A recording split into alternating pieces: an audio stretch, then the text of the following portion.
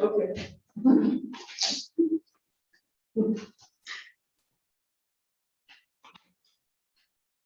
So the accounts payables are actually like a month, not quite a month and a half. I'm just looking, trying to get an idea of taxes and say, wait a minute, this feels too much for me to figure. About 700,000. How much money it was. Oh, right.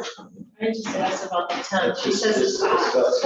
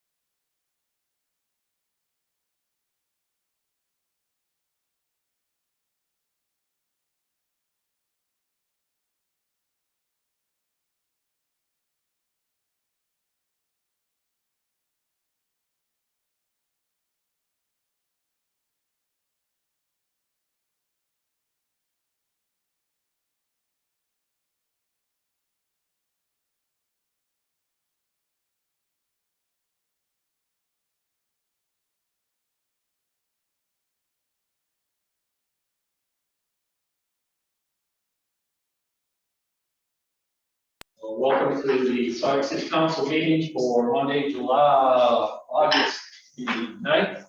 Please rise and join me in the pledge of allegiance. Pledge allegiance to the flag of the United States of America and to the republic for which it stands, one nation, under God, indivisible, with liberty and justice for all. Thank you. Will the clerk please call the roll? Stanton? Here. Lewis? Here. Peterson? Here. Leo? Here. Beckman? Here. Council members, Dean and Fester are excused with prior members. Any action or questions about that, council? Okay.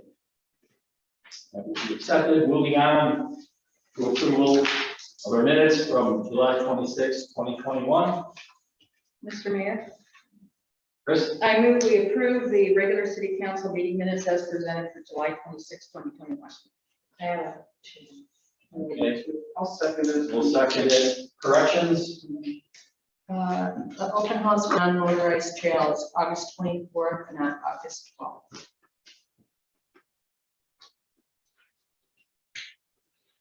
And then I had a correction as well on page 5.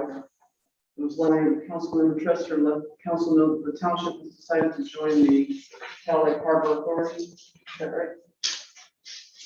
Harbor Authority. KLHA. Yeah. Say that again. The Campbell Lake Harbor Authority. Or KLHA.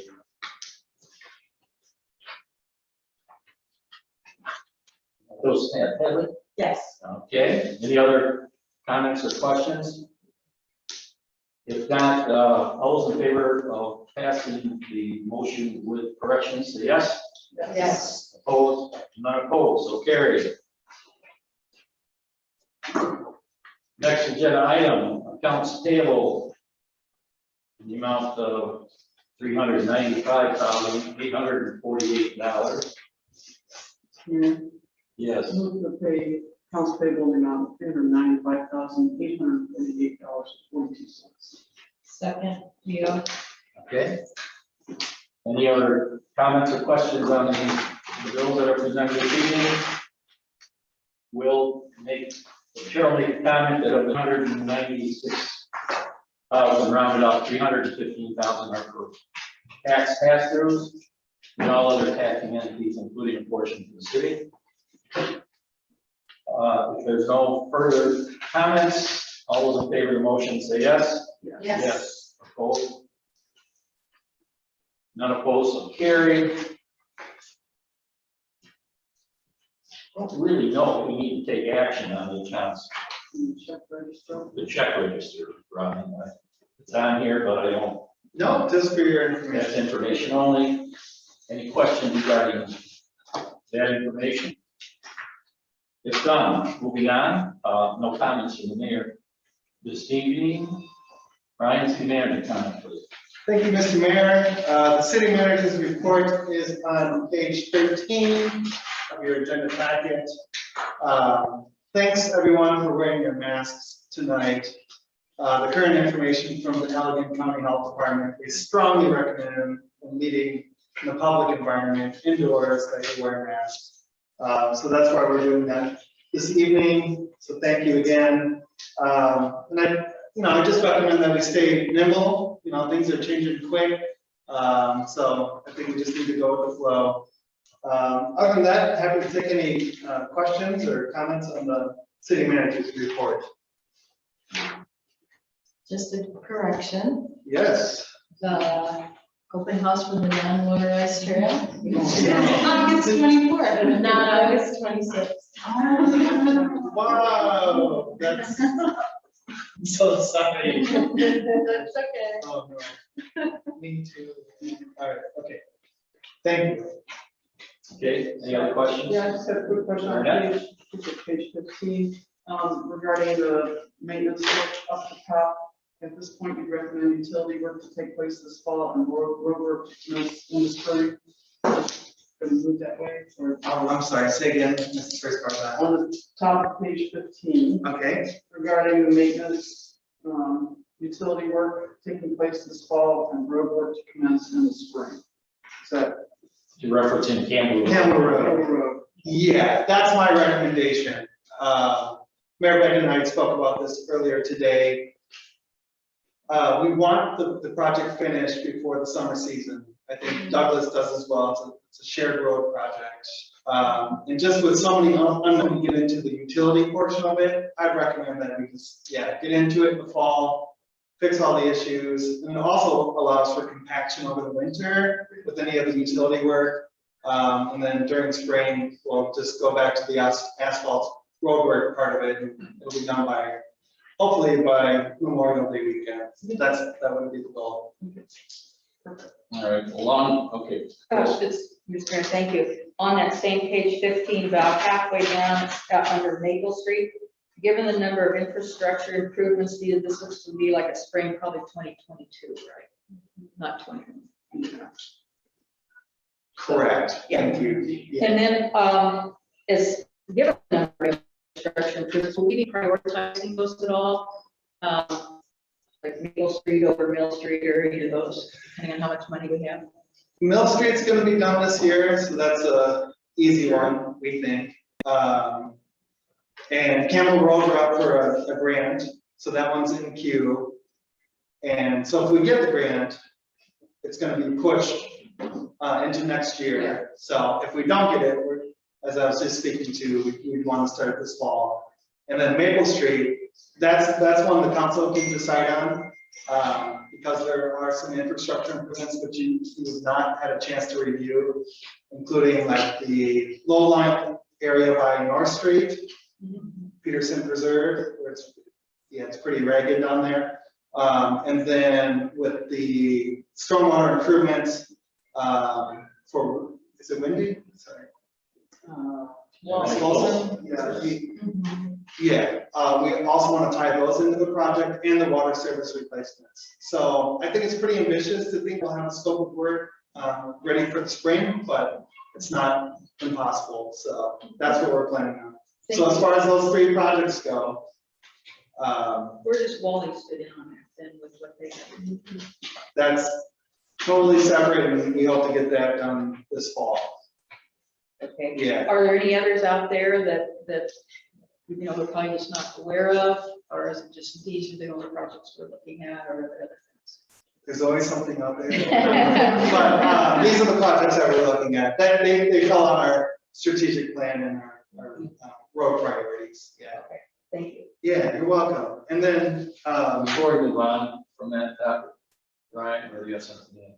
no, not to, not Two to. comments. I do think that it's well within possibility that the township, Maple Street should be a joint project with Saugus Township.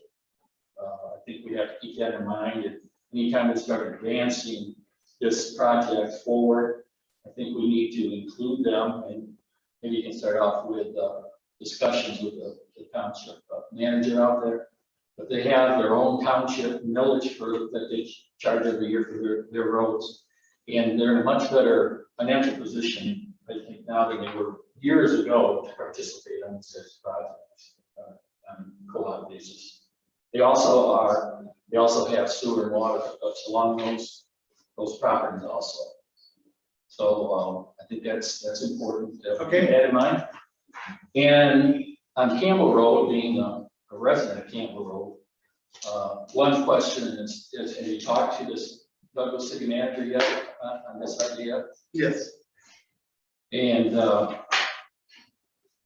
you know, if we start this thing, let's say October, and we finish it in June, that's like 7-month project. My math's right. 7 or 8 month project. It's a long time for Russ Gardner not getting rights by township. Would keep us every day. So I think we have to have some discussions or more thought about that. I mean, that's quite a burden, I think, on property owners. And I guess the choice is, well, how far in the spring do you want to go? It'd be nice to have more information on it from the engineers, because maybe they can do that infrastructure below the ground all through winter, you know, deep into the winter, or at least not stopping when November 1st or when the Sure. blacktop, you know, batch plants close. It's usually kind of into construction because there's not going to be any, you know, blacktopping on that. But some of those, there's maybe we keep knocking those off into the later into the early winter. So I just like to have more time, you know, discussion on that with Douglas, and it's going to be good. It's going to be a tough sell with the neighbors, with the people in the neighborhood that expect to be without a gravel, mud, wet, snowy road for 7-8 months. So. Yeah, it's a balance. Yeah. Yeah, I mean, that would be the case no matter what time of the year it's going to be done. It's going to be 6 or 7 months of road construction. I don't know if we have the ideal time to do that. Well, it depends how much you get done in the fall. Once they get the water line in, it's not just hooking up the lead, replacing the lead pipes. I think they're going to water line. That's correct. So you can't, I don't think you're going to have to do those two projects together. Yeah, that's what I'm worried about. Yeah, I think there's just some discussions. I'd like more information from the engineer. Douglas did a similar project about 2 years ago. They started in the winter, about the same length of road. It's a Bay Road, if you're familiar with it. They did basically the same thing, point rebuild, new water lines, not nearly the amount of water hookups, I admit, but well, it's got to be done. I should understand that. I'm a big supporter of it. It's just, I do think that project started early spring to be done. Right? Well, John said by July 4th, but we're trying to do is have it done a month early. Yeah, that's, so we don't get into summer. and that's if everything goes right. That's what scares me, because it never does. Not that I wish it would, but. Yeah. But anyways, more to come, I suppose. Sure. On this question. Okay, thank you. And then just one comment, Mr. Mayor, this is for Councilwoman Leo. We do have the date right in our newsletter, which is on page 17. Correct. It's only in the management. Mr. Mayor, Yes. I have one more question. Up under Dune Ridge It said the zoning board of appeals continued their meeting to Thursday, August 12th, and they requested that legal counsel prepare findings of fact and conclusion. And then the direction provided by the ZBA was to deny all 3 variances that are under review. Can you just explain that a little bit better to me? I'm not sure. Our legal firm is going to. They have prepared a document, which is, I don't know, maybe 12 or 14 pages long, which they received guidance from the zoning board of appeals to basically draft the findings of fact, conclusions of law to deny all 3 variances. And so basically, they're just gonna review that at their meeting. And, well, I don't know what they're gonna do exactly, but the recommendation is for them to review that and just put that into the record, and it could be a short meeting. And then rule on the variances. Correct. Okay. Yep. Right, thank you. So they basically gave direction to deny all 3 variances, but they want the attorneys to draft the language to help them do that. Great, thank you. You're welcome. Okay, any other questions on Ryan's report? I'd just like to say how much I like your reports. Yes. Yeah. Appreciate it. Any agenda changes, any additions to the agenda from council? Ryan, Dad, do you have anything more? Dan? Moving on is public comment. This is the part of the public meeting where the public is invited to address council. You can discuss any agenda item. If you wish to address council, please ask to be recognized. Identify yourself by name and community of residence, and limit your comments to 3 minutes. Anyone wish to address council on any agenda items at this time? If none, we'll move on. There'll be a second opportunity at the end of the meeting to address council on anything that has to be on your mind. Moving on, we have a couple of reports. You share your list first, Sutter Township Fire District. Dan Fox, is that you this evening? No, I emailed Heather today. There's, we once a month, not twice a month like you all do. So when I was here last time, I covered with you the meeting, but then most recent meeting. We meet again on today.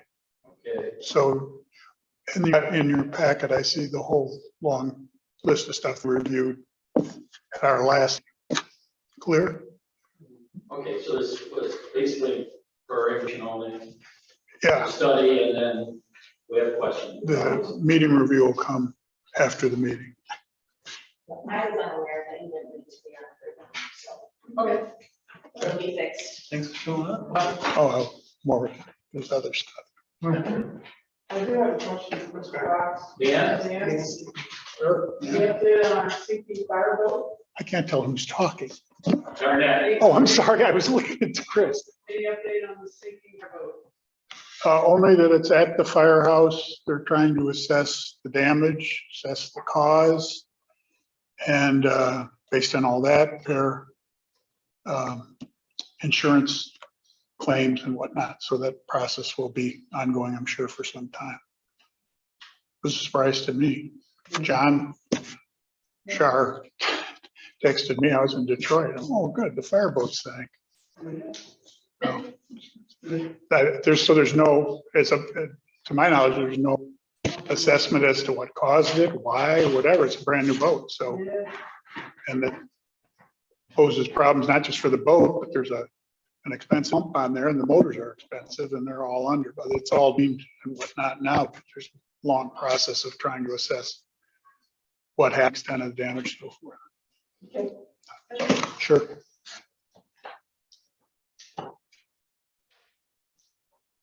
Next up, Wyoming County Sheriff in San Mansfield.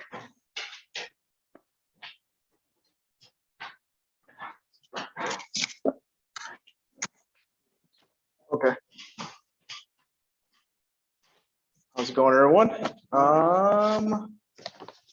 Last month, you guys asked me about the slow and awake stuff. I sent you some of the stats. I have updated information for July. We work roughly under 300 hours. We had contact with roughly about 600 boats.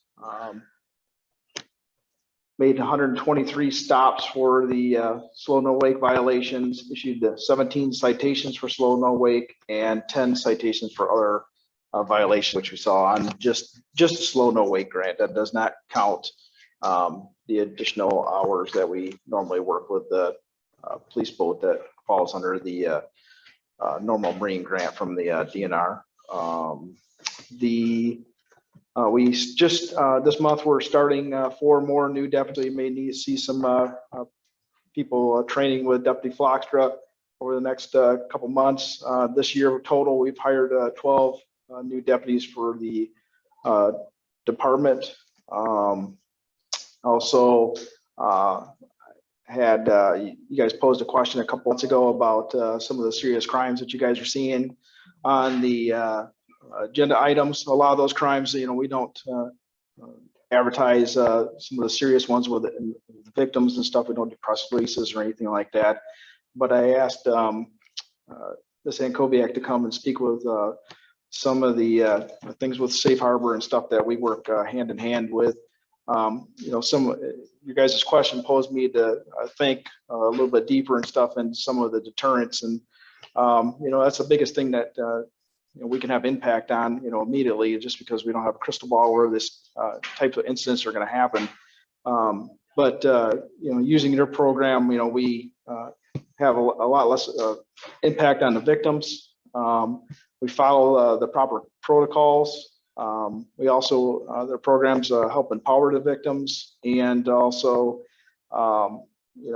it's an extreme deterrent with proper prosecution. These are, very serious crimes in which, lead to, very long jail times with these type of events. So I'll let her speak here in a little bit, but if anybody has questions or anything like that, feel free to ask. What's that? Oh, Deputy Kling? Yeah, Deputy Kling is also here also, so. Probably not. Deputy Kling. Introduce myself quickly. Yeah, go ahead. My name's Phil. I took over for Deputy Visser. It'll be a year in October. Yeah. So. I've been in law enforcement for about 10 years. I've been here at the Sheriff's Department for 4. Before I worked here, I worked in the city of Royal Oak, out by Detroit. And before that, I worked for Cass County out in Atlanta, Georgia. I'm from Holland. Now I'm back in Holland, so it's great. And family stuff. Too far away from grandpa and grandma. So, but yeah, it's great. I enjoy it out here a lot. I see Ryan often walking around. I like to walk around a lot, especially in the summertime. So, yeah, I'm the 5 to 5 guy at night, opposite of Jason, right off. So I plan on being here for a while. I live close by, so I enjoy it a lot. I have many more years to work here, so that's about it. Unless anybody has any questions for me. No? Very good. I'm glad to finally meet you. Not for you. I just have a question for Lieutenant. Yes. As far as the Marine Division, I know we have a good amount of staff on the weekends. We have several boats that are out with the Sheriff's Department. As far as during the week, do we have anybody out during the week? We had an incident today. Okay. And because we didn't have a fire boat, we didn't have the sheriff's boat or any sheriff's, so, we had to tow somebody in today. Yeah, usually. Somebody that was broke down. Yeah, we have been having patrols usually start like at 1 or 2 o'clock in the afternoon, roughly. Yeah. Some in the early morning. We kind of just been trying to break it up and stuff with the slow no wake stuff. Yeah. So yeah, it's just we obviously see the need, and I can't remember what the last month's hours were. It was like 80 hours. Yeah. Roughly it's at 300 plus what the other stuff is, and then also we have a recruit school going for new Marine Patrol people right now. And there's like 5 people in that. So once that graduates after this week, you're definitely going to So see. we might see like one boat out like on a Monday, Tuesday type of thing. Yes, you're going to see a lot higher incidents of patrols out here for sure. Okay. So, and a couple of these guys got a lot of experience. One guy is a retired Coast Guard guy. He did 20 years in the Coast Guard. he can teach us more than, you know, he was, when he interviewed, I was just like, you're hired. You Yeah. know? It's like, you want to teach the academy kind of thing, because he was like spouting off stuff, and I was just like, oh, I guess I'm dangerous out on the water, you know, kind of thing, because he was like talking about some of the ropes and, you know, some of the dangers of those type of things and so forth, and, you know, he's like talking about things I didn't even take in consideration, so, yeah, and those guys are obviously, you know, back 25 years ago, a lot of them were retired school teachers, and they did the Marine Patrol in the summertime because they kind of fit in the right realm of the schedule. You know, now we're seeing that, you know, it's a lot of, you know, ambulance and some other fire department type personnel and stuff, and these retired, we actually have 2 retired Coast Guard guys now. So, you know, we're just kind of seeing a different change of pace with, you know, who's attracted to that type of work right now. So, but we're having problems filling jobs. We've been lucky right now. You know, you see in the future, we're actually looking at setting up a program where we hire in cadets, and then they work at the inside internally in the sheriff's department. And we're looking at a sponsorship program to be able to send them through the police academy. Yeah, that's kind of the trend of where it's going, and then hopefully we raise some, you know, homegrown, hometown, you know, kids that, you know, can patrol in the areas and so forth. So a lot better buy-in and so forth for us. But it looks like you guys got a long agenda. If there's no other questions, and I'll stop rattling on. So Thank you. yep. Okay, any other questions for Dennis? Okay, great. Thanks again, Brad. Yeah, no problem. Okay. Running into our guest speaker portion of the agenda. First guest speaker, Steve, Executive Director, Douglas. Thank you. Thanks for having me. It's always fun for me to show everybody what we're doing, but Ryan told me I had to talk fast. So, and Padley said that she would keep me on schedule and you know, tell me to move through a little bit quicker. So it's a recap of what we've been doing for 2020 and 2021 marketing efforts. I think I didn't even bring that one, Padley. The scope just talks about all the different areas that we touch on with our teams. This talks about who our teams are. I have both Ashley and Caitlin in the office with me. They're both part-timers. And then our marketing team with Concept A Creative out of Spring Lake. Off to the side, you see photographers and team members. From 2020 and then into 2021, because of COVID, we focused on the drive time markets, the people that could drive here in 3 to 5, maybe 6 hours. That's what we're hearing, is that a majority of them are obviously our Chicago people, Cincinnati, Indianapolis. We're getting a lot from St. Louis and even Kentucky. Last year, we launched a brand new updated website, and with that, we launched Book Direct. Book now enables people who are searching for a place to stay to book directly on the website.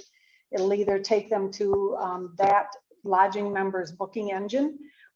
They have to call if they're not compatible with Book Direct. We also put out website articles monthly. 2 new articles are previewing, or this actually. They're always written about things happening in the area, giving travelers different ideas of things to come and see and do. Those website articles, you can keep going, Padley, go right into our e-newsletters that go monthly. It says 14,000 plus subscribers. We're now over 15,000. And we have a pretty good average open rate as far as what the national average is. So the newsletter goes out and it touches on things from dining to lodging to things to do. Digital advertising for 2020, the impressions, I'm not going to read things to you, but I wanted you to see the pretty pictures. The digital advertising is really what we've focused on the last 2 years. People weren't wanting to pick up print, so digital we were focusing on. And you'll see if you take a look at those digital pictures, we focus on different audiences, different demographics, from families to couples or LGBTQ. And then it carries over into our print and billboard. Like I said, we had very little print this year. What you're looking at, we did in the Review magazine from Grand Rapids and also Midwest Living. And then the 2 billboards, one for summer and then the fall that stays through fall till spring. I'm sure you guys have seen it. I try to push it out to everybody. I know you might get sick of my emails, but we've been getting just phenomenal coverage from everywhere. And we update the website. So you can go to the footer and click on accolades and it will list all the big ones that we've been getting. This is another comprehensive list of all the different mentions that we've been getting, different awards we've been getting. The best of the Midwest, we're really super proud. That's Midwest Living, and we got Best Beach Town. And we actually bought the right to use the seal for the best of the Midwest. So we're using that now, Best Beach Town, in a lot of print, digital, social media. Speaking of social, so we've got our social media gal, Nikki Cantor out of Chicago, and she's fabulous. And she updates social media daily, if not multiple times a day. A lot of times you'll see her repost things that an influencer was in town and they went to all these wonderful fun places, from retro boats to the Root Beer Barrel to Mount Baldhead, and she will repost those and it opens up a brand new audience, anybody that would follow them.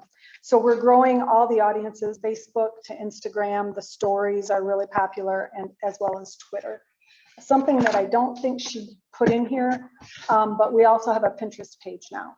So anybody that's looking to organize their trip, they're planning a trip. I did this just recently with my kids to California, and I got on Pinterest and I looked at, this is where I'm going to be. What is there to do in the time frame that I have? So I got to drive up and down the Pacific Coast Highway. But now Saugatuck Douglas has our own Pinterest page, and it allows people to do their planning. We are always suggesting and recommending and hoping you would use our hashtags so that our social media person can pick up those hashtags and push that out. That's how she sees what you're posting. Okay. Photography, this is some of the photography that we've been using. It looks better when it's big. But as everybody knows, photography is what drives everything that we do. We need to show people why they need to come here. So we've had photography sessions already this summer, and next week we will have a videographer from Chop and Hue out of Grand Rapids here on August 18th and 19th to do videography. And we'll also have a photographer join in too, so we can kind of get to, for the buck. We'll have models, but we're also asking for people who are just on the street. So we're going to have releases for the sign if they would allow us to use their image. So we're really excited about what we're going to capture next week. Things that we've been doing this year, different marketing initiatives. I'm sure you guys have all seen a new travel guide. We printed 50,000 of those. We keep them in the kiosk. We give them out to all the lodging partners. A lot of people picking them up. At first I thought we printed too many, but we're going to go through them. We're going to be putting out a new discovery guide, probably January, February of 2022. This one will be more aspirational, inviting people here and telling them why they should visit. The Trails Map was a collection between the CBD and the Radar Hills Hiking Club, and it was getting ready for that National Trails Day in June. So they had all the trails mapped out, which was fabulous. We took it and made it pretty. We have plenty of these. If anybody wants some, let us know. We'd be happy to bring some over to you. Experiences is the latest thing that we've been working on, and it just launched a week and a half ago.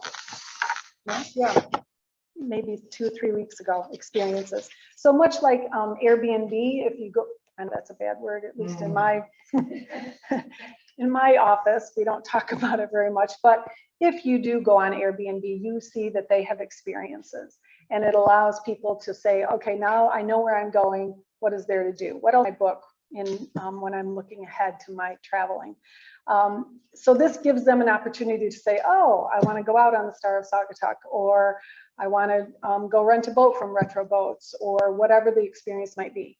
We launched it with about 12 experiences.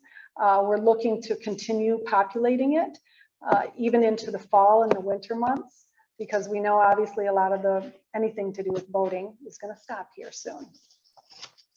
So if you have any ideas for experiences, we want them to be unique area. We want them to be special. Currently, we've chosen not to put classes on, but I'm not sure if that will change come into the winter months. Then the videography at the end this is the company Chop and Hue that will be here next week, the 18th and 19th. We're really excited. It's going to be more lifestyle based, so you'll see couples and families, LGBTQ, as well as diversity in the photography. So we're excited about that. And I think that wraps up, there's Pinterest at the end. I think that wraps up just the portion for marketing. When I spoke to Ryan earlier and asked him, I told him what I had rather to present. The strategic planning he thought was something that you would be interested in hearing about. The board of directors recently updated the strategic plan, looking ahead 3 to 5 years. And I'm going to touch on these hopefully briefly. So there are destinational goals as well as organizational goals. I'm not going to read through the mission statement or the purpose or anything like that, because you guys can do that. But the destinational goals, these were the 5 that they felt were the most important for our area. They're not in order of importance, they're just haphazard. So off-season events, I think we talk about this a lot. What can we do to attract people in the shoulder seasons? This is something that is always on the board's mind. And then it kind of piggybacks off of that, but the event incentive program is something that they're considering launching in order to give people motivation to bring an event to our area. Upgrade and enhance the outdoor public spaces. So like beach enhancements at the Oval Beach, they've talked about, and the trail systems and uniform wayfinding, so the signage would be consistent. The created shared regional vision. So a master plan and engaged community, which is you and the leaders, to collaborate on that master vision. And the highlight craft beverage culture, since that's something that we could collaborate with Grand Rapids on and possibly reach out to a larger audience. Organizational goals, things that we're going to be doing within the CVB. Improve community outreach. I hope that's what I'm doing tonight. We need to regularly review and update our bylaws and policies, and then increase and diversify the revenue streams. When the board went through these and prioritized, they prioritized the destinational goals. A was number 1, off-season events, and B was the event incentive program. They felt that those 2 were the 2 that they wanted to tackle first, but not to say that if the city came to us and said, hey, we want to do something at Oval Beach and would you support us? We'd go, yeah, let's talk about that. So it's not to say that we have to stay in that. I think that's it, you guys. How did I do? I felt like I talked really fast.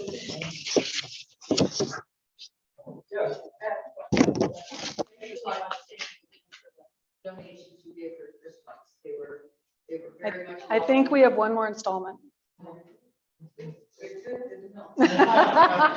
interested in your comment about Airbnb, if you don't talk about it, because we use Airbnb to rent. I use Airbnb when I go on vacation. So it's just that Airbnb owners do not pay the assessment. Hopefully that will be changing within the next couple of years. I just came back from a MACVB conference, and there's legislation in the works that will change Public Act 59, which is what governs and what started all of the CVBs in the area. And what they're recommending is that currently there's a 10-room minimum. You have to have 10 rooms in order to be a member of the CVB, and that allows us to promote anybody that has 10 or more. If the legislation goes through, they're going to take that down to one room, which means any vacation rental home, whether they're with Vacasa or Quaint Cottages or whoever, or if they're on their own, they will have to pay the assessment. It's like they're getting a free ride. We're promoting the area. We're making this place desirable for people to come and visit, and they come and visit, but then they make their reservation with Airbnb. So it's just a little sore spot. So going on from that, then what are your members, the clientele, how do you pick those? Is it just based on rooms? It is purely based on room count. And I'm hopefully talking to the board about if we can get it into our bylaws where you can allow people with less than 10 rooms to join. It's a request. They have to request it of the board. And if the board approves them, then they can join. But so far, very few, except like Serendipity or Hidden Garden Cottages, even Wicks and Jane's Place have less than 10 rooms, and they're members. Okay. And then what is the assessment? Currently, it's at 5%. 5%. That was changed in 2018. So half of 2018 was at 2%, and then it jumped up to the 5%. Thanks. Yeah, absolutely. Hi, Lisa. Hi. Have you guys talked about having some sort of free Wi-Fi in our area to help? I thought you guys were taking care of that. Well, Saugatuck is one aspect of it. Obviously, it's like region wide. And I just, just talking to some more tech savvy people than I am, if we could get more people on maybe a free Wi-Fi network, they would get off the cellular circuit, and it might help with some of our issues. Would the CVB ever be interested in partnering in a way to create a free Wi-Fi? I would say that's very possible. Yeah. Yeah, it's a big problem. Everybody knows it. Yeah. We had somebody walk in the office today and say, yeah, I have no cell service. Right. I'm like, sorry. Yeah. Just hearing from some people, if we could get people onto a Wi-Fi network, it might. Well, like you, I need to talk to someone who's more tech savvy than me. But yes, I'll I get think, with the right person. I think the board would entertain that. Okay, great, thank you. Mhm. All set? Any other questions for Lisa? Thank you. Thanks. Thank you, Lisa, for the information.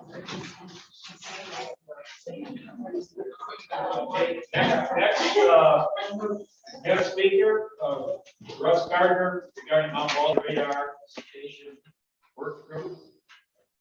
Hi, Ah, Russ Gardner, 245 Spear Street. It's good to be here. It's kind of hard to follow Lisa. I'm always reminded, very grateful on what a great community we live in, right? We have what I call gold plated problems, right? Just trying to capture all the positive press that Saugatuck gets. So good reminder. Yeah, I'm here to talk a little bit about the work group. And I have a short PowerPoint presentation, which was in your packet. And just real quick, orient you to what you're seeing here. This is the radar station, the Gap Filler Radar Station Annex is the official name of it, as it was first operational in about 1958. So that's what it looked like. Nothing fancy, doesn't look like anything people would really even care about. And that was it, right? It was not supposed to stand out. And so we put that in there for just some historical context. This is a drone video, which unfortunately can't show you because we don't have a connection for it.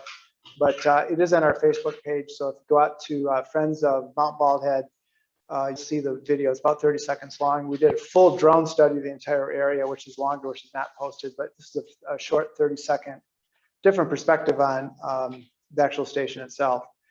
Next slide, please. So just a reminder again, our group was established in May of 2021 by Saugatuck City Council. Our mission is to make recommendations in the future of the Gap Filler Annex. Our core group, which is listed there, Scott Dean from the council is our formal representative from council, as well as Ryan Heiss, city manager. And I want to thank them particularly, as well as Scott Herbert from the city, have been extremely helpful in helping us move forward and get secure the site goals completed, which I'll talk about in just a minute. We cannot do this by ourselves. We've had just a number of different people that have stepped up and said, I want to help and figure out ways to volunteer. As soon as I tell them they have to climb 308 steps, they have to carry a rake and a pair of loppers, the group tends to fall apart, but we've got a pretty dedicated group of individuals that have been working on this. And again, just a reminder, what we're focused on right now is secure the site, raise awareness, and determine the date of the gap filler. Next slide, please. So this is the team. And most of the folks you might recognize, but this is the core group of folks that are being on a regular basis every Tuesday evening at 5:30 at the old schoolhouse in Douglas. If you choose to join us, it's open. We publish agendas and minutes of all of our discussions, which are shared with Brian as well. So we have a pretty good documented track record of our progress and the things that we've been working on. So, and obviously behind them is the actual radar, is the actual annex building itself. So there's always been a lot of discussion about what actually is up there, what it's called. The official name of it is Gap Filler Annex. And these are some of the dates, just to give you some historical perspective of what this is all about. Began construction in 1956. It had what's called an Army-Navy FPS-14 radar, had a range of about 65 miles. And the idea was to cover the areas that the larger radars couldn't. So it went about 65 miles radius. And the theory was that if Soviet bombers were coming down the lakes to head towards Chicago and Gary, that this would see that, send it over to Battle Creek. Well, frankly, by that time, it was probably too late to really stop anything, but the idea was to fill in those gaps where they existed. So it was completed in January, actually it's early 1957, went operational in spring of 1958. It joined the SAGE system, which is semi-automatic ground environment radar. In October of 1959, it was then upgraded. In 63, the white radome was added at that time too. I don't think there's anybody in the room that probably remembers it before the radome was put on. I don't. It was before my time for sure, but there are in the community that do remember that spinning around at 5.53 times a minute. It would rotate. It was deactivated in April of 1968, decommissioned that summer. And then in the spring of, in the summer of 1969, the city of Saugatuck purchased the entire parcel for $250. The only thing the Air Force took from it was they took the diesel generators and some underground storage tanks, which were removed at that time. They took a couple of pieces of, we think, of sensitive equipment, but otherwise it remains mostly intact. They didn't really take much else with them. There's some very interesting stories about how that progressed, which I can tell you at a different point, but there's some kind of funny stories about how that took place. So Martin Grinning, he probably remembers some of the stories too. There was some miscommunication with the Air Force, but anyway, this is the map of the actual SAGE system itself. And if you can see that small red circle, that's Saugatuck. So that shows you in perspective of how large this was and actually where Saugatuck fit into the whole matrix of this. So not a lot to share on here, just to kind of show you how it fit into the entire system. So let's jump into our first goal, and that's been to secure the site. If you've had a chance to read through this, there's some information to share here. Two things, importantly. One is we have a schedule now for the actual fence repair. That's going to be starting on August 31st, completed by September 3rd, as well as this week, TNT Roofing is going to be up there to do their final assessment. They expect to have that done by the end of the month as well, probably even if the weather holds out, maybe even this week. And again, thank the city of Saugatuck. They've been very kind in helping Art and the other crews begin to coordinate and get equipment up there. There's some tar and some other things that have to be carried up there. So that's underway. And then we have some, the biggest thing that we've been able to complete to date has been actually get the site cleared up. And I'll show you some pictures in just a moment of what that's looked like. But that's really where all the heavy lifting has come in from a volunteer standpoint. And there's a few things on here in terms of secure the site that we'll talk about in just a minute. There's some small incremental costs that are still remaining for us to do some additional items, which are actually highlighted in bold there on some of those individual lines. Next slide, please. So this is when we really started the site in June of this year, and you can kind of see just what the perspective is. And that pile that's right there, that pile has grown exponentially since we've been doing our work. And the city's already been removing some of the debris from up there. So next slide, please. So this is what it looked like when we first started. If you've not been up there, it was pretty overgrown. And that's called Oriental Bittersweet, I think is what that's called. It's invasive weed and it's pretty much taken over the entire site. Next slide, please. There's an after picture. So you can see much of that has been cleared out, and actually we were up there this past Saturday with the Rotary Club, and the rest of our work group, and we were actually able to finish completion of clearing everything from the fences as well as everything outside the fence. So the site is now back to nothing on the fences, nothing growing up against the fences. So it looks very clear and very clean. Include that picture of that debris pile again for Scott Herbert's benefit, because that's some of the material that the city is going to be removing for us. So there's a lot of things we removed. This is the interior annex building itself. This is before we first started cleaning the building out. You can see there's just a bunch of debris on the floor there. Next picture, please. And this is what it looks like after we put in some brighter light bulbs, as well as having it cleaned it out a bit. So it doesn't look like much, but we've had some people that are familiar with these galleries, and they've looked at this and they've said that is by far the most complete one they've seen that exists. There was 131 of these at one time. Sarks is one of 3 that is left. It's the only one that's on public property, and from the best of our knowledge, it's the one that's mostly complete. And Lisa can attest to this, but over at the Convention and Visitor Bureau Visitor Center, there's 2 pieces of equipment from this building that are over there for display. There's a rolling cart, which is actually like I don't know my radar terms here, but it would actually calibrate these and send the signals to Battle Creek, as well as one of the main radar panels is over there as well. So, and these are what the panels look like. Now, what's missing are there's a bunch of vacuum tubes that used to be in there.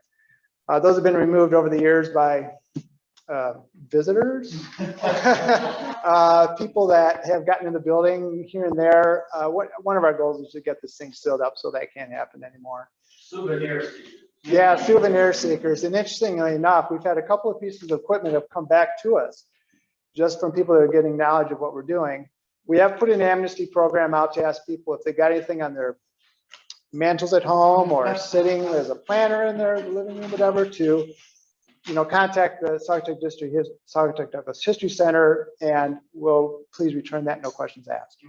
So we hope to get some traction on that. We think people will think of this as being a good thing to bring that stuff back in, and we'll see what's out there. This is just a picture of the generator room. There's been nothing really done with the generator room. We were focused on the actual annex building itself. You'll see the hole in the wall behind that person standing next to it. That's where Scott Herbert has to go in and plug in the lights for the star. And Scott actually told me, he says he's been spooked by raccoons in there and various things. So it's not a really very safe place, and it's very limited in terms of access, but Scott has kind of laughed about that. So next slide. So in terms of what we've been doing to raise awareness, we've done a few different things. We've created a Facebook page. We're not the most socially active group, but we're trying to do our best to get the word out there. We've done a on-the-road presentation for the Saugatuck Douglas History Center. I was also on the Morning Grind guest spot with Mike Johnson, and we talked for about 45 minutes about what we're doing. Probably the main thing to discuss tonight with City Council are 2 items. One is that we are looking to install an information board at the base of the stairs. And there's an example that was in the packet that you received. And basically what we want to do is we want to put up a sign at the bottom to explain to people that don't want to make the climb up what's up there, right?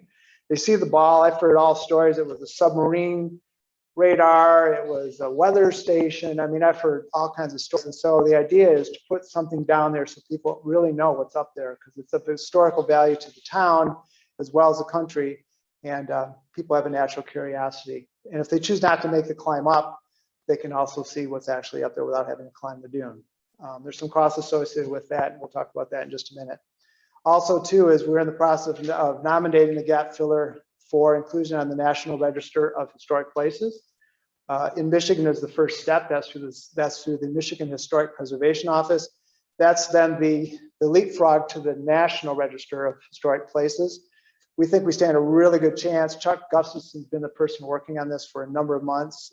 We think we stand a really good chance of having that approved, and that will kind of get the ball rolling. It doesn't mean that it can't be demolished.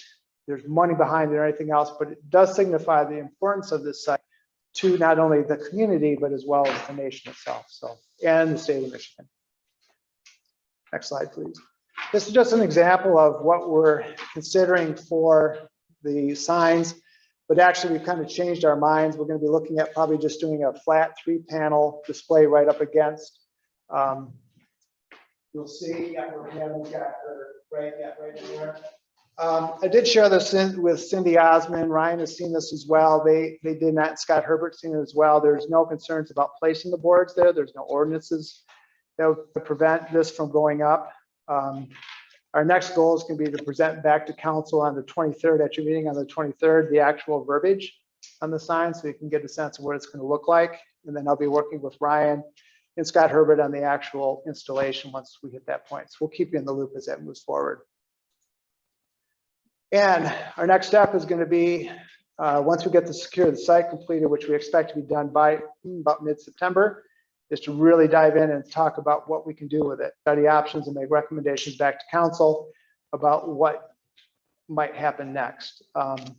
And so at this point, we don't have any specific recommendations. Our job has been to secure the site, which we're pretty close to completing. And we're excited about beginning that next discussion. Any questions? Have you already designed the panel info board? They are being designed with the same folks that did the root beer barrel, as well as the fish shanty boards. So we have not gotten the final design yet, Holly. So we're still working on that. But what I'm getting at is, so you're working with folks that did fish shanty and root beer barrel, so there will be some continuity. Correct. So, because I was Yeah. gonna say, either talk to CBB, use their style book, or just something that, has that continuity of style. Yeah, exactly. I think it's important for the brand. Yeah, exactly. We don't want it to look different from everything else. We want to try to make it look as similar as we can. So people say, hey, that looks familiar. I've seen that at the barrel, or I've seen that down at the fish shanty, or wherever Which are else. both done well. Yeah. So, Yeah, and actually the same designer that did those is working on this one. excellent, thank you. My only comment regarding this sign is beware of vandalism. Not all that is notorious for vandalism over the years, but I don't know how many times signs have had to be redone, replaced. Yeah, So, that's a good point, Mark. I didn't show you, but there's photographs of, there's some pretty creative graffiti artists on the building up there. So once the fence goes up and everything's secure, the plan is to paint it. That'll be done by volunteers. We're going to get a bunch of people that will be able to work on that. But yeah, that's a good point, Mark. yep, and just one other point of reference, that I don't know if the group is aware of, but we were able to paint that radar dome at one point. I don't know, maybe before you were out. About 18 years ago is what I've heard. Yeah, somewhere I was thinking 20 years ago, we actually had to get someone, find someone who painted towers to go up there and hang himself. And the, yeah, and the video actually will give you a good sense of what it actually looks like. And if you're inside, you can see the light coming in. It definitely needs some attention. I've also been told that that person or company that did that did so with a lifetime warranty. So it might be worth looking to see. Now that company may be long gone, Yeah. but it's worth you look at to see if there's any record of that. Yeah. Unicus kind of sounds familiar, but yeah, it's a no, yeah, it's a no danger of, I mean, it's fine where it is, but it definitely could use. And that's not been our focus at this point. It's focus been on the site itself. Okay, any other questions for us? Good job. Yeah. It's a team effort. I'm just here sharing the message. So a lot of work. You were talking to Ryan before the meeting about everybody who helped out this last week. And so you had. We had the Rotarians, the Saugatuck Douglas Rotary, and then we had our work group, of course, and then the high school Interact, yes, which is the junior Rotarians. We had Carter Dvorak, I believe is how you say his last name there. So we're just, we want to try to get as many people involved with this as we possibly can. Younger the better, because then they can make the stair climb a lot easier and carry more stuff for us. We can get some Sherpas, but we're getting the work done, and we appreciate your continued support. I don't know, Ryan, if we want to talk about some of the costs that we have coming up, or how you want to approach I that. think they have some incidental expenses coming up, and I think everything's well within budget, and Russ and I talked about it. We just kind of plugged a number, like a not to exceed $5,000, but I don't see it hitting that range. So I mean, as long as the council is comfortable, I'm not hearing any opposition to anything that's going on. I think everything's well within budget. We'll just keep working with Russ and his group. I think it's safe to say that without the enthusiastic involvement of your group, that location was headed for wrecking ball. Oh, sure. There may be life. Well, That could be, I think that's a wonderful thing. thank you. I'm gonna put you on the spot, Mayor. When I first went to Mark in the spring, Mark was the first person I approached about this group. He said, Russ, your job is to convince me that that building should be safe. Oh, I'm not quite there. But, well, no, I know, but that's been my driving goal, is to convince Mark Becken. So we still have some work to do, but I appreciate your support. Thank you very much for listening. Thank you. Okay, next up is Lisa and Lori, I'm sorry, Lori and Kobiak, Safe Harbor Advocacy Center. Welcome, Lori. Thank you for having me tonight, and thank you, Lieutenant Ensfield, for giving me an introduction. So I don't know how many of you have, yes, thank you, are familiar with Safe Harbor, but we are located in Allegan, but we serve all of Allegan County. And we have three primary functions in which we help the community. One is we teach kids about body safety. So we talk to them about safe and unsafe touches, what to do if they receive an unsafe touch. And then we help them identify safe adults in their life. So we do that usually through classroom presentations. And then we also teach adults how to keep kids safe. So it shouldn't be on the kids to keep themselves safe from sexual or physical abuse. We as adults should really take an active role. So we do community trainings, and everything that we do at Safe Harbor is free to the community. So we do not charge for any of our classroom presentations or for our adult presentations. We do what's called Darkness to Light, Stewards of Children. It is a nationally accredited program for adults in the community on how to keep kids safe. But we also give every teacher, when we go into a classroom presentation, we give teachers a packet of information. What to look for, how to respond to a child when they start to make a disclosure of abuse, and what their role as a mandated reporter is. There are many people in our communities that are mandated reporters of sexual and physical child abuse, but many of those reporters do not know how to respond when a child starts to make a disclosure or when they see something that's concerning. So we also do mandated reporter trainings throughout the community. Where we work mostly with law enforcement is through our Children's Advocacy Center program. We are a very neutral, child-friendly environment. So when a child has made some sort of disclosure of either severe physical or any sexual abuse, or there is some reason to believe that child has been sexually or physically abused, those reports come to law enforcement, and law enforcement brings that child to our facility on Trowbridge Street in Allegan. We have specifically trained forensic interviewers that talk with children about what has happened to them in a very open-ended, non-leading fashion. They're all trained through a specific protocol, and we make sure that we do not plant any ideas in kids' heads, but have a chance to get to know them and create a very friendly environment for them to tell us what has happened to them. We also provide therapists for the children, and we do a medical body safety exam.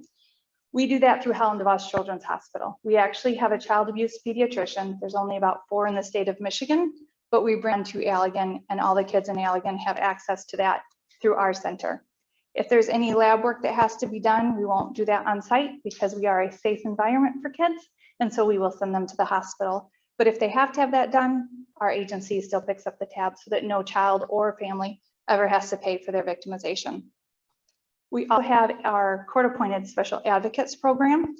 That is where when children have been removed from their home due to any type of abuse, so that can sometimes also be substance abuse issues in the homes, we train volunteers to speak on behalf of kids in the family court system. Many times kids have at least 4, 6, 8 foster care workers that change throughout the time of their, sorry, my throat's very dry. That's okay, but thank you. That will change throughout the time that they are in care. But we train a volunteer and require them to stay on the case or at least ask that they stay long enough for that child to only have one CASA volunteer. Those cases can last from 6 months to 4 years. And that volunteer will advocate on their behalf in the court system as to what is the best interest of that individual child.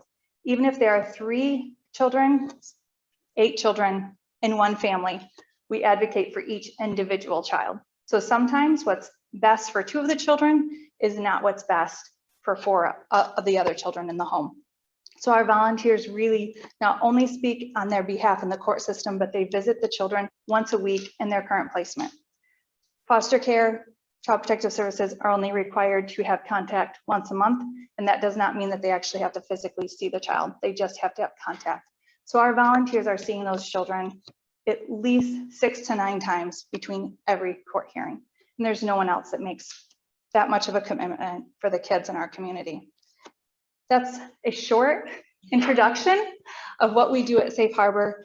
And as I said, we do everything for free. We are a nonprofit. We do receive some government funding, but we want all of our communities to know that this is available for every child in our county. And many times, not every community understands what we do, but we would love to come and do trainings in your community to help support kids, and also just for you to know who we are, what we do, and how we can support the kids in our communities. Any questions? You're welcome for having me tonight. Do you work with Southern Public Schools currently? They have not currently allowed us in their schools.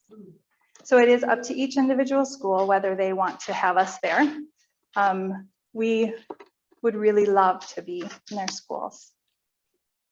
We are in a majority of the schools in Allegan County. So if there's any connections in which you can help us with, we would love to do that. And as I said, we don't charge the schools for anything. We do hand out information to the kids, but all of that we cover through grants or through our fundraising meet that we host.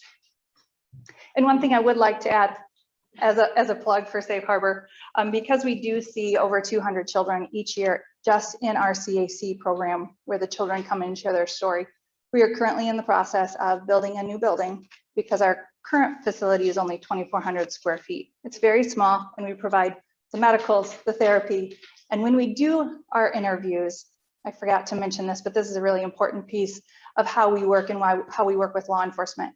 When the children come in to speak with our interviewer, law enforcement, Child Protective Services, and the prosecutor's office all observe that interview while it's taking place through closed circuit TV.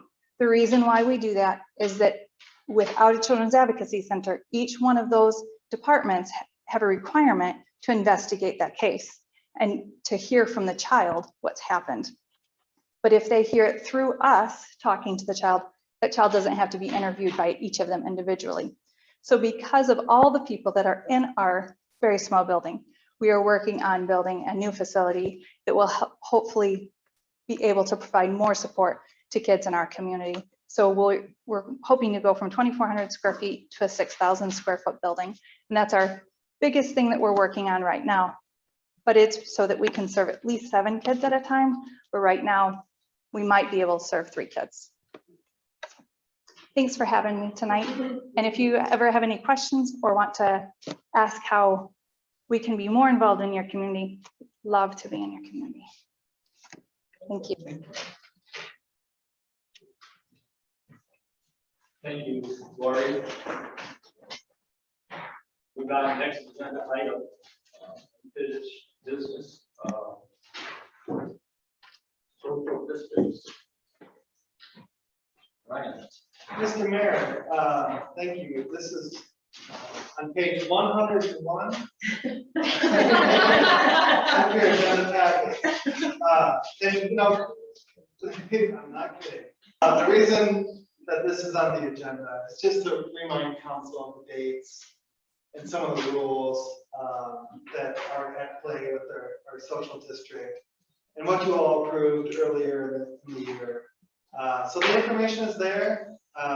You know, just as a reminder, the social district's going to resume. I say the day after Labor Day, but it's actually Labor Day. The way that it was approved originally. Surprise. So, happy to answer any questions. Yes, Yes. As far as the signage goes, yes. will we be able to get a peek at some of that, before it goes out?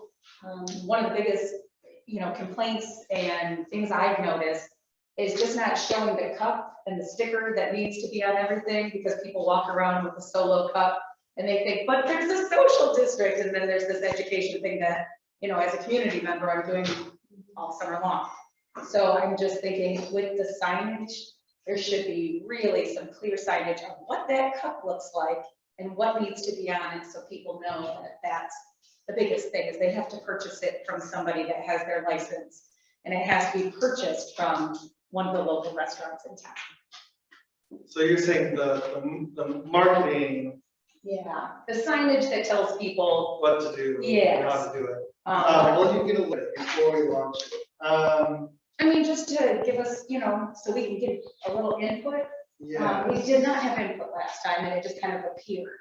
So it'd be nice to just, because we've all experienced, what has gone on, and, I think there's ways that we could all add to some of the improvement ideas. Yes is the answer. Okay. And so, in my little cover page here, I talk about a few improvements that we're gonna make. One is signage. Douglas is using a sticker on the sidewalk, Yeah. so we plan to do something similar. And then as far as the yard signs that we use, we're gonna ditch those. We're gonna do something heavier that gets posted on a utility post, so that those don't become souvenirs for somebody. We predicted a loss of about 25% with the yard signs, and that definitely happened.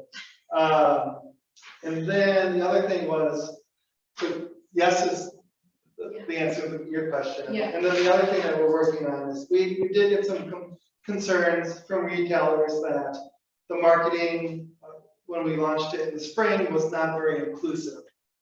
Meaning that if they're a retailer and they didn't want people in with their social, their social district drinks, somehow they didn't feel like they're, part of the Saugatuck scene. So we're gonna be sensitive to that.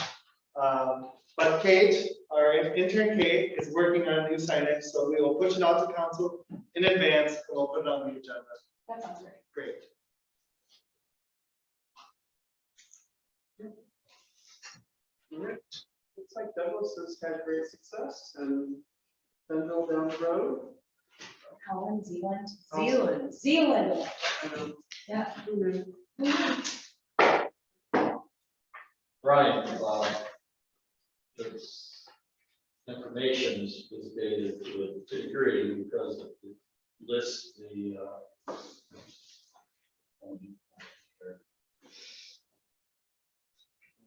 the 21 businesses eligible to participate. That's different from those who are licensed. Right, eligible. Are we going to get updated list of the licenses here? Or we do next? You mentioned something about doing more information coming. Sure. So you want the participants rather than just the ones who are eligible. So, Yes. got it. Okay. Can do. Yeah, is council locked into Labor Day? For sure. Do you want to, my understanding is that we can adjust these days to anything. Well, certainly the day after Labor Day, I don't think Labor Day will be as much thing to do, but the day after Labor Day. One I bring that up is that Lieutenant Ensfield made a request that we consider doing it maybe after the, Can we talk about after the fireworks? actually it would be the Mount Walden challenge. Not that they run the Just, after. just kind of anticipating potential issues, with, I don't know, Friday night firework display primarily. So I, we never really talked too much about, we haven't really talked too much about it at all, so. personally, I'm inclined to believe that this would be less of an issue than the 4th of July had the potential to be. And you know how I was concerned about that. So I think the community at large has gotten beyond that. I feel comfortable saying the day after Labor Day, moving it for the fall and winter. And I would just say that, you know, the people who bought those licenses were under the impression it was going to start after Labor Day, right after Labor Day. And we just can't take that back. They bought those licenses and they're expensive. And so I would hate to say, okay, now we're gonna push it back. And they're saying, wait a minute, I bought this with that, the idea of doing it right after Labor Day. So I just kind of feel like we can't backtrack on that. That's just my I opinion. don't have that much of a problem with on Labor Day, we're gonna be leaving, I mean, it's not gonna be like it's a Saturday or Sunday. And I think it's a good thing in people's minds, it's a definite, oh, it's changing Labor Day. So I'm happy with the way it is. Okay. Any other questions? I guess we've got more definitive information on signage and wonder how these stickers on the sidewalks work in the winter. I guess we'll find out. We're talking about those things, right? That's why we're also gonna have the signs on the post, because if you have a light gust in the snow, suddenly it's just a sticker, and you violated the rules of the social district. How do they deal with snow blowers, salt? Things that we're gonna find out.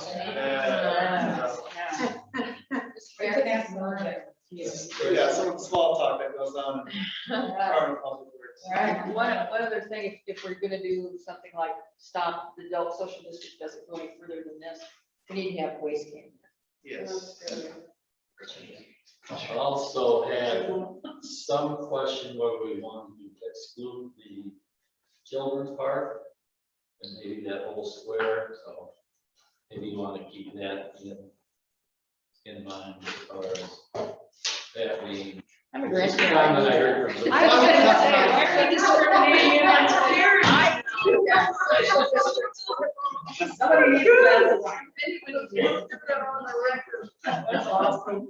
That's just, we're gonna have to want to keep the same geographical boundaries of the. If you have any problems with it in the spring, We only had one, I think, or one real. and that wasn't it. Vendor, one licensee, I believe there were two licenses, but I think the Butler was the only one Yeah, that partook in it, so. yeah.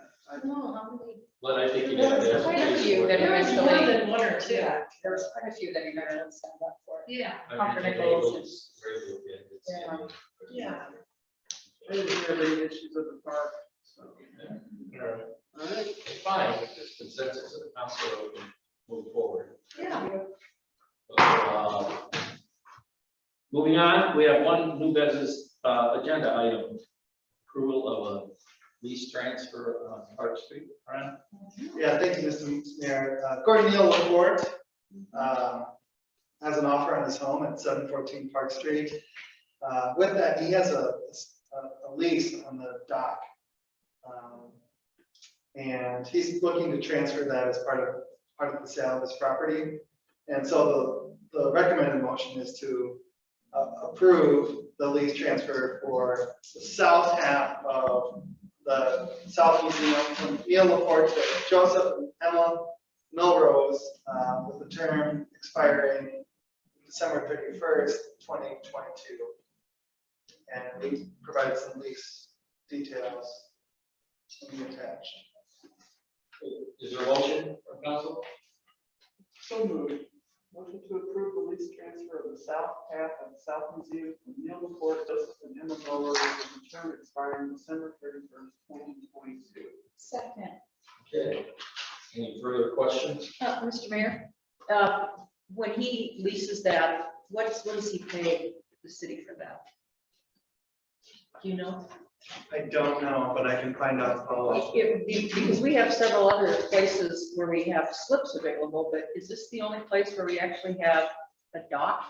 No, there's the Jake Jordan property to that street end at the end of Interlock.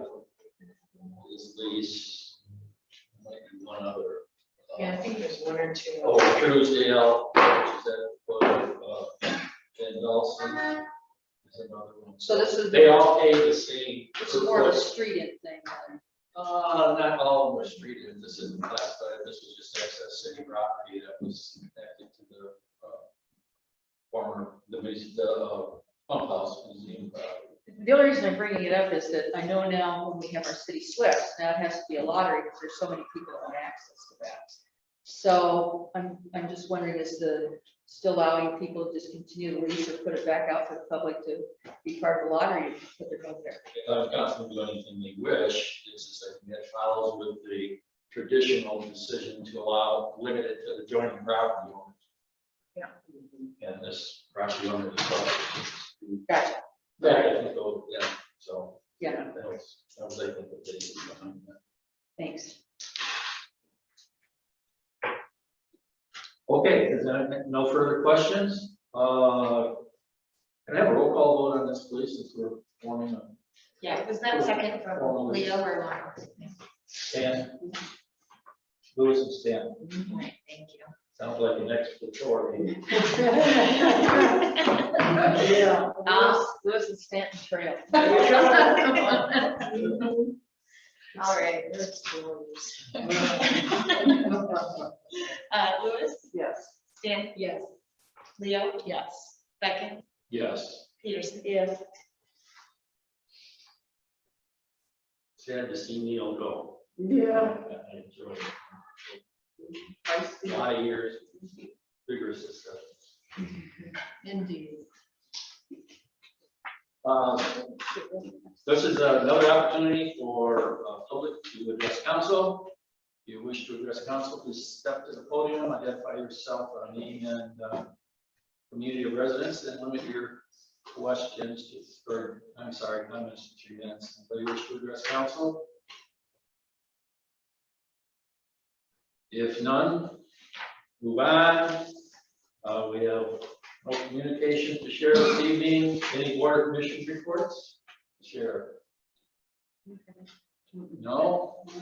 Okay. Moving on, any council comments this evening? Okay. The chair will accept a motion to adjourn the meeting, please. So moved. Motion by Peterson, seconded by Lewis. To adjourn the meeting at 8:20 p.m. All in favor, motion say yes.